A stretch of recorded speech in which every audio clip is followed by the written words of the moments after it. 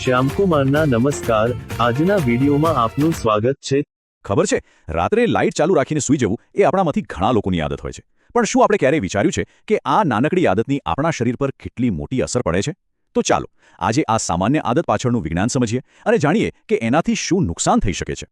હવે આ સવાલ જુઓ, એકદમ સીધો છે નહીં, પણ એનો જવાબ એ આપણા સ્વાસ્થ્ય માટે બહુ જ જરૂરી છે. કારણ કે જે વસ્તુ આપણને રાત્રે સેફ ફીલ કરાવે છે એ જ કદાચ અંદરથી આપણને નુકસાન પહોંચાડી રહી છે. રાત્રિનો અદૃશ્ય દુશ્મન સાંભળવામાં થોડું નાટકીય લાગે, પણ હકીકત એ જ છે. પેલી નાનકડી નાઇટ લાઇટનો ઝાંખો પ્રકાશ આપણને બિલકુલ હાનિકારક નથી લાગતો, પણ એ ખરેખર એક દુશ્મન જેવું કામ કરે છે જે આપણા શરીરની એકદમ કુદરતી પ્રક્રિયામાં ગડબડ કરે છે. તો આખી વાતનો સાર શું છે? સીધી વાત છે, લાઇટ ચાલુ રાખીને સૂવું એ ખાલી તમારી ઊંઘ નથી બગાડતું, એ આપણા આખા સ્વાસ્થ્યને નકારાત્મક રીતે અસર કરે છે. અને હા, આ વાત જેટલી સામાન્ય લાગે છે એના કરતાં ક્યાંય વધારે ગંભીર છે. તો સવાલ એ થાય કે આવું કેમ થાય છે? આની પાછળનું વિજ્ઞાન શું છે? વેલ, આપણા બધાના શરીરમાં છે ને એક નેચરલ ઘડિયાળ હોય છે, એક બોડી ક્લોક. અને આ રાતની લાઇટ સીધી એ ઘડિયાળને જ ડિસ્ટર્બ કરી દે છે. ચલો જરા ઊંડાણમાં સમજીએ કે આ આખું ચક્કર છે શું. આજે બોડી ક્લોકની આપણે વાત કરીને એને સાયન્સની ભાષામાં કહેવાય છે સર્કેડિયન રિધમ.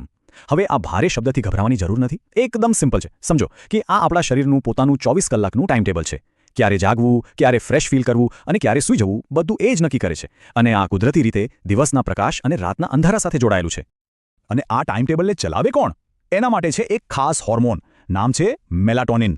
એને આપણે સ્લીપ હોર્મોન પણ કહી શકીએ. જેવું સાંજ પડે અને અંધારું થાય ને, આપણું મગજ તરત જ આ મેલાટોનિન બનાવવાનું શરૂ કરી દે છે. આખા શરીરને જાણે મેસેજ મળી જાય, ચલો ભાઈ હવે આરામનો ટાઈમ થઈ ગયો. તો પછી પ્રોબ્લેમ ક્યાં થાય છે? જુઓ, આ બહુ જ સિમ્પલ છે. રાત્રે જ્યારે કોઈ પણ લાઇટ, જરાક પણ લાઇટ આપણી આંખોમાં જાય છે એટલે મગજ કન્ફ્યુઝ થઈ જાય છે. એને એમ લાગે છે કે અરે, આ તો હજી દિવસ છે, અને બસ એ તરત જ પેલું મેલાટોનિન બનાવવાનું બંધ કરી દે છે. પરિણામ, ઊંઘ તો આવે, પણ એ જે ગાઢ રિફ્રેશિંગ ઊંઘ જોઈએ ને એ નથી આવતી. અને વાત ખાલી એક રાતની ઊંઘ બગડવાની નથી. જો આ રોજનું થઈ જાય ને તો એની આપણા શરીર પર બહુ જ ગંભીર લાંબા ગાળાની અસરો થઈ શકે છે. ચલો જોઈએ આ અસરો કેટલી ગંભીર હોઈ શકે છે. શરૂઆતમાં તો નાની નાની અસરો દેખાય છે જે આપણે રોજ અનુભવીએ છીએ, જેમ કે સવારે ઉઠો ત્યારે ફ્રેશ ના લાગે, આખો દિવસ થાક લાગે, નાની નાની વાતમાં ગુસ્સો આવી જાય, ચીડ ચડે, કોઈ કામમાં મન ના લાગે, ફોકસ જ ના થાય. આ બધું કદાચ એ રાતની લાઇટને કારણે જ થતું હોઈ શકે છે. પણ જો આ આદત વર્ષો સુધી ચાલે તો પછી વાત બહુ ગંભીર બની જાય છે. આપણે અહીં સ્થૂળતા, ડાયાબિટીસ, હાર્ટ પ્રોબ્લેમ્સ જેવા મોટા રોગોની વાત કરી રહ્યા છીએ. આ બધાનું રિસ્ક વધી જાય છે. એટલું જ નહીં, આપણી ઇમ્યુન સિસ્ટમ એટલે કે રોગો સામે લડવાની તાકાત એ પણ નબળી પડી જાય છે. અને આ ખાલી કહેવાની વાતો નથી, સાયન્સ પણ આ જ કહે છે.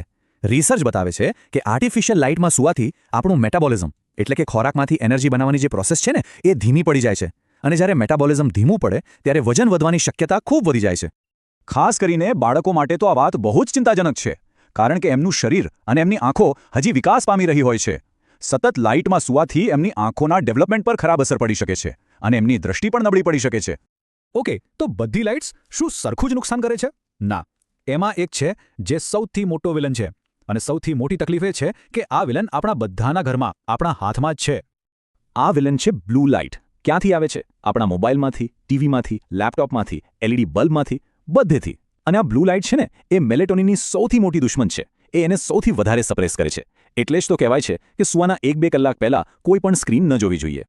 ઓકે, બહુ બધી પ્રોબ્લેમ્સની વાત કરી લીધી. હવે સોલ્યુશન શું? સારી વાત એ છે કે આનો ઉકેલ બહુ જ સિમ્પલ છે અને આપણા હાથમાં જ છે.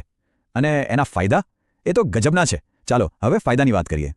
સૌથી બેસ્ટ સોલ્યુશન, એકદમ અંધારામાં સૂવું. બસ, રૂમમાં જેટલું વધારે અંધારું હશે, શરીર એટલું જ વધારે મેલેટોનિન બનાવશે અને એટલી જ સારી ગાઢ ઊંઘ આવશે. સિમ્પલ. અને ફાયદા ખાલી સારી ઊંઘના નથી. જ્યારે તમે ગાઢ અંધારામાં સૂવો છો ત્યારે તમારું બોડી પોતાને રિપેર કરે છે. તમારા સેલ્સ રિપેર થાય છે, તમારી ઇમ્યુનિટી સ્ટ્રોંગ બને છે, ઓવરઓલ હેલ્થ જબરદસ્ત સુધરે છે. પણ હા, હું સમજું છું, ઘણા લોકોને કદાચ સંપૂર્ણ અંધારામાં સૂવાની આદત નથી હોતી અથવા કોઈ બીજા કારણથી થોડી લાઇટ તો જોઈએ જ. તો એવા સમયે શું કરવું? શું કોઈ સેફ ઓપ્શન છે? હા, બિલકુલ છે. અને આ સ્લાઇડ પર એનો જવાબ છે.